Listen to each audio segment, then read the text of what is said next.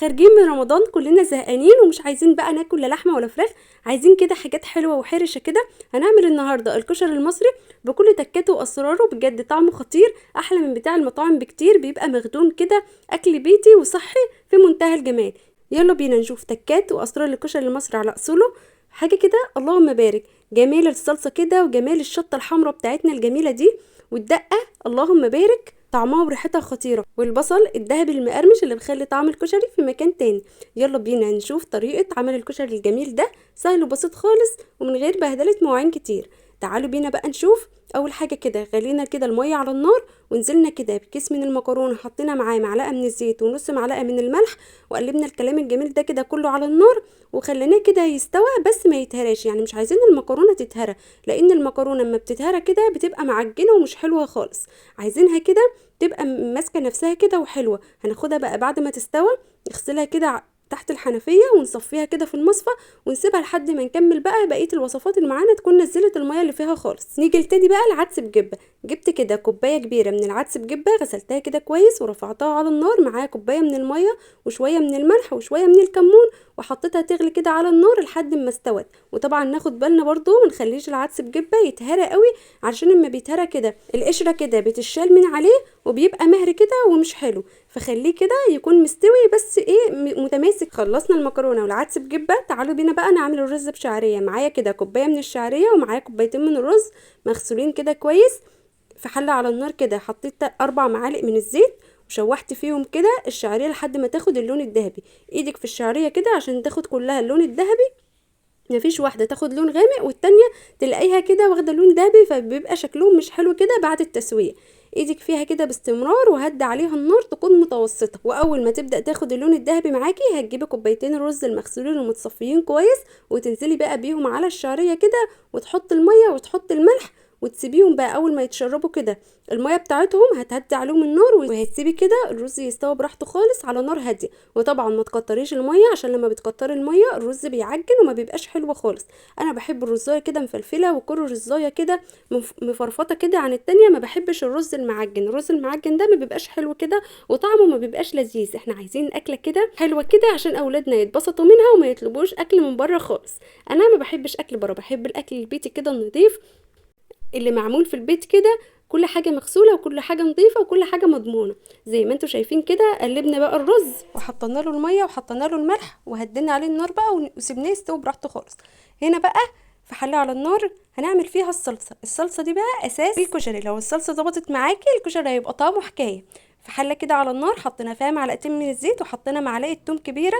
اول ما التومه كده اخدت اللون الذهبي نزلنا عليها بمعلقه من الخل. هتقولي لي معلقه من الخل على الصلصه؟ هقولك بتودي طعم الصلصه في مكان تاني، اللهم بارك، بتخلي طعم الصلصه جميل. طلعنا كده كيسين من الصلصه اللي احنا كنا مفرزينهم ومصفينهم كده عشان الصلصه تبقى بيوريه وجميله، وحطيناهم كده. اول ما فكوا كده هنحط بقى التوابل، ملح وفلفل اسود وكمون وكزبره ناشفه وشويه من البابريكا، ونقلب الكلام الجميل ده كده كله، ونهدي عليه بقى النار، ونسيب الصلصه تتقل خالص عشان الصلصه كده تكون تقيله وحلوه زي اللي احنا بنجيبها من المحلات من بره. جهزنا كده الصلصه، تعالوا بينا بقى نجهز الدقه. حطيت كده معلقه صغيره من الملح ونص معلقه صغيره من الثوم، نص معلقه صغيره من الكزبره الناشفه، ونص معلقه صغيره من الكمون، ونص معلقه صغيره من البابريكا. وملينا بقى البوله كده كلها بالخل.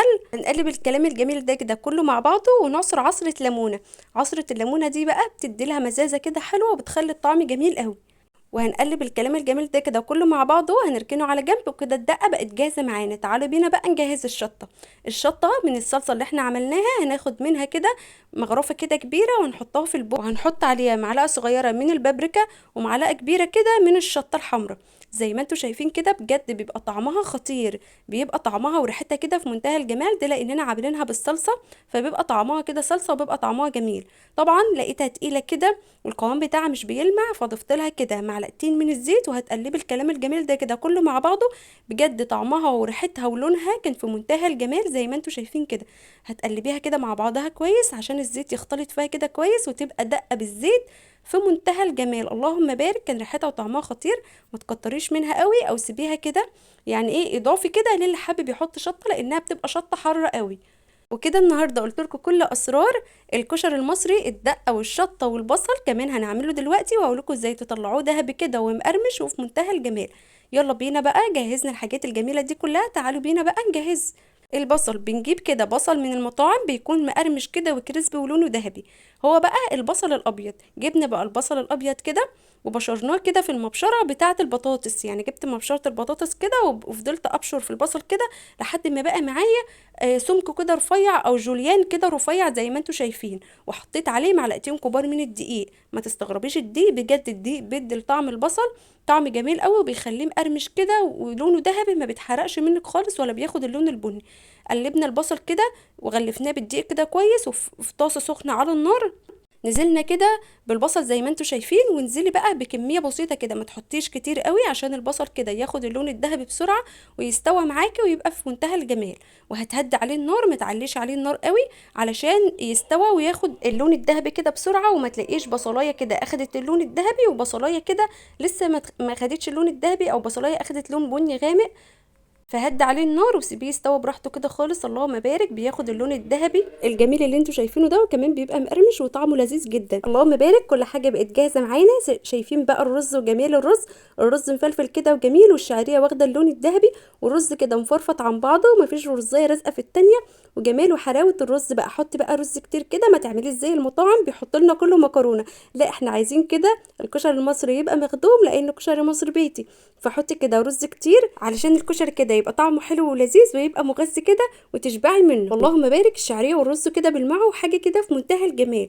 هنا بقى المكرونه اللهم بارك، حتى بعد ما بردت ما لزقتش في بعضها خالص، ده لاننا اخدناها شطفناها كده تحت الميه ونزلنا منها كده اي نشا، فبتفضل كده مفرفطه معانا وما بتلزقش في بعضها خالص. غرفنا كده المكرونه على الرز، وكمان جبنا العدس بجبه كده وحطيناه كده على الوش زي ما انتوا شايفين لمعته وجماله، وكمان مستوي كده ولسه متماسك ما تهراش. وكمان جبنا بقى البصل الذهبي اللذيذ بتاعنا وزينا كده حرف الطبق بيه عشان الطبق يبقى شكله حلو كده زي اللي احنا بنجيبه من بره. وحطينا كده الصلصه على الوش، وبألف هنا وشفا. بجد بجد جربي الوصفه بتاعتي في الكشري المصري هتعجبك جدا. وطبعا بعد ما غرفنا لازم نحط اضافات كده، دقه بقى وصلصه كتير وحاجات كده كتير من اللي اولادنا بيحبوها، علشان كده اللي حابب يزود. وطبعا الشطه ديت بتسيبيها بره كده اختياري للي عايز يحط، لان في ناس مش بتحب الشطه او بيبقى في اطفال مش بتحب الشطه، فسيبي كده الشطه للي عايز يحط في طبقه بس.